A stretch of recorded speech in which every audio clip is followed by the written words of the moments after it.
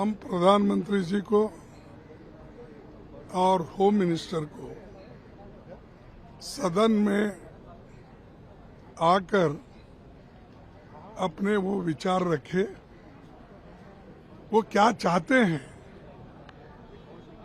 भाई चंदा चोरी का मामला है, उसमें उनकी राय क्या है, और विद्यार्थियों को पीटा गया, उनके ऊपर पैलेट गन चलाया गया, गैस चलाया गया, सब कुछ किया। आखिर ये हुआ क्यों, किस लिए हुआ, और उसके लिए वो और होम मिनिस्टर दोनों जिम्मेदारी लेकर अपनी स्टेटमेंट तो देना चाहिए। वो सदन के अंदर आने के लिए भी तैयार नहीं है, तो ये सदन का अपमान है।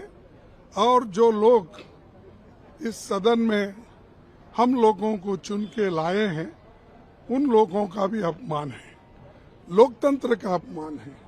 अरे लोकतंत्र में बहस होती है, और हम जब बहस छेड़ते हैं तो आपका दायित्व होता है, आपका अधिकार होता है कि उसको रिप्लाई दे।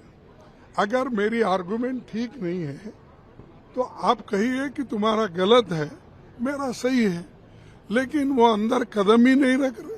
जब से पार्लियामेंट शुरू हो गया तब से अब तक वो अंदर नहीं, या तो सदन से या एमपी से वो डर रहे हैं, या नहीं तो सदन को वो कुछ नहीं समझते, इंसल्ट कर रहे हैं। ये दोनों में एक ही हो सकता है।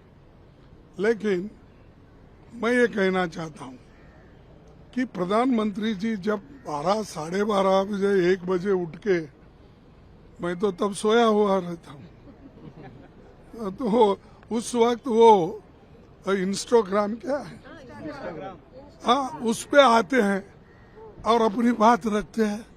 अरे वही बात सदन में आके रखो, या प्रेस बुलाओ, आप प्रेस बुलाकर वहां पर प्रेस में बोलो, लोग आपको पूछेंगे क्वेश्चन। और वहां ये कह रहे हैं कि आप ये बच्चे हैं, उनको मैंने माफ कर दिया।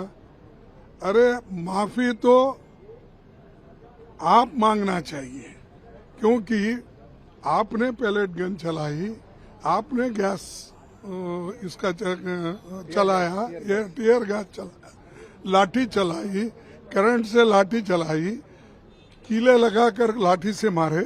आप माफी मांगना चाहिए छात्रों से।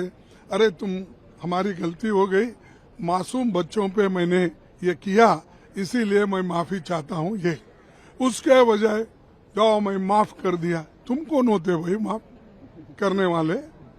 हाँ, बच्चों को माफ को गालियां दिए, वो दी। ये इश्यू डाइवर्ट करने के लिए अगर आप ऐसा बोलते रहेंगे, ये ठीक नहीं।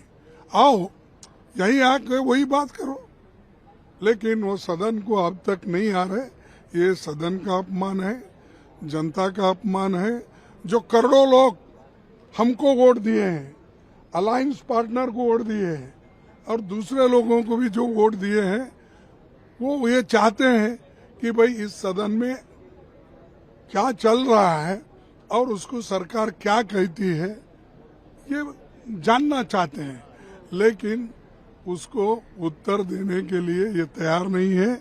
और हम ये एजिटेशन जो कर रहे हैं, ये जनता के इच्छा के अनुसार कर रहे हैं। चाहे आज अनएम्प्लॉयमेंट का प्रॉब्लम हो, इन्फ्लेशन का प्रॉब्लम हो, जो विद्यार्थी, जो छात्र रास्ते पे आए थे, क्या किसी ने बुलाया नहीं उनको? वो खुद आए थे।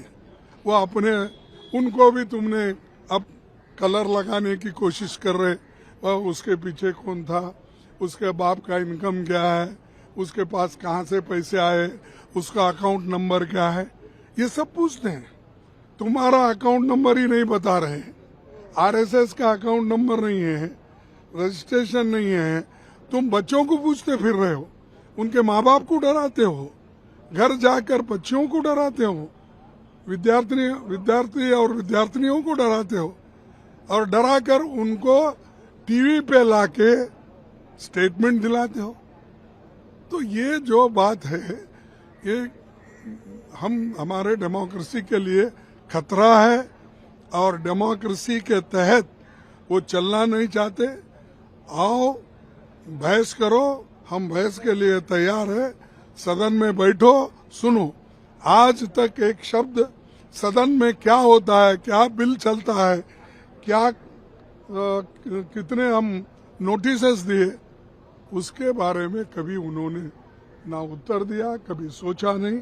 इसीलिए हम ये एजिटेशन ऐसा ही चलाते रहेंगे सच्चाई बाहर आने तक। जो चंदा चोरी का भी कहीं चांदी है, कहीं पैसा रखे, कहीं है, हम किसी के ऊपर आंच नहीं लगा रहे। अरे जो लोगों का, जनता का पैसा है, जो लोगों ने दिया हुआ है, कोई चांदी का ईंट दिया, कोई ये अपने सोने का रामचंद्र की कहानी क्या बोलते, रामचरित्र मानस सोने के इसमें दिया। ये सब गायब है चल रहा है। नहीं भाई हमारे पास रख लिए सुरक्षित, ये तो बोलो आके। तो ये जो चीज ये कर रहा है गलत, बड़ी गलत कर रहा है और ये अपमान है पार्लियामेंट का और देश के जनता का और खासकर वोटरों का भी। इसीलिए इसका हम आगे इसको और भी मजबूती से लड़ते रहे। आरएसएस के एक नेता कह रहे हैं कि ये एंटी नेशनल थे जिन्होंने प्रोटेस्ट किया, वो लोग एंटी नेशनल थे। आरएसएस के एक नेता का ये बयान आ रहा है, वो लोग जो यहाँ प्रोटेस्ट कर रहे थे वो एंटी नेशनल एंटी कॉन्स्टिट्यूशनल है प्रोटेस्ट। देखो, आप जो प्रोटेस्ट कर रहे हैं उनको एंटी नेशनल बोलते हैं और जिस वक्त कांग्रेस के खिलाफ आपने जो लोगों को पैसे दे देकर बुलाकर यहाँ सत्याग्रह करके जो सरकार, जो अच्छी सरकार चल रही थी, उसको गिराने की जो कोशिश की है, रातों रात बेस बदल के भाग गए, वो कौन सा था?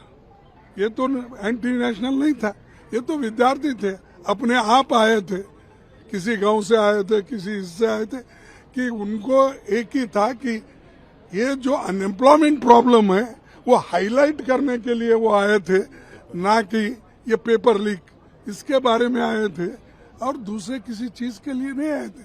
अगर उसमें कोई बुरी एलिमेंट है, आपके पास विजिलेंस है, आपके पास सीबीआई है, आपके पास इंटेलिजेंस है, इतने सब लोग रहते हुए आप विषय को बदलाने के लिए ऐसी चीजें बोलना ठीक नहीं। और राम कम से कम नहीं, आरएसएस देखो, राम उनको भी सद्बुद्धि दे, किनको, आरएसएस को। वो भी जो कहते हैं कोई सच नहीं कहते, वो हमेशा पॉलिटिक्स करते हैं। और उन्होंने नहीं कहा कि आरएसएस ने बीजेपी को जिताया, कहा या नहीं कहा? बिल्कुल कहा। हाँ? नहीं, आपने इनको पूछ रहा हूं मैं। हाँ? आप बीजेपी की वजह, फिर बहुत दिन के बाद, बहुत सालों के बाद नड्डा साहब प्रेसिडेंट होके उन्होंने ये कहा कि हम सिर्फ आरएसएस वजह के नहीं जीत रहे, हम अपने बल पे जीत रहे हैं। ये बात उन्होंने कही या नहीं कही? तो ये आपका अवतार है, आपका ये कहना है, तो क्यों दूसरों को दोष देते हो?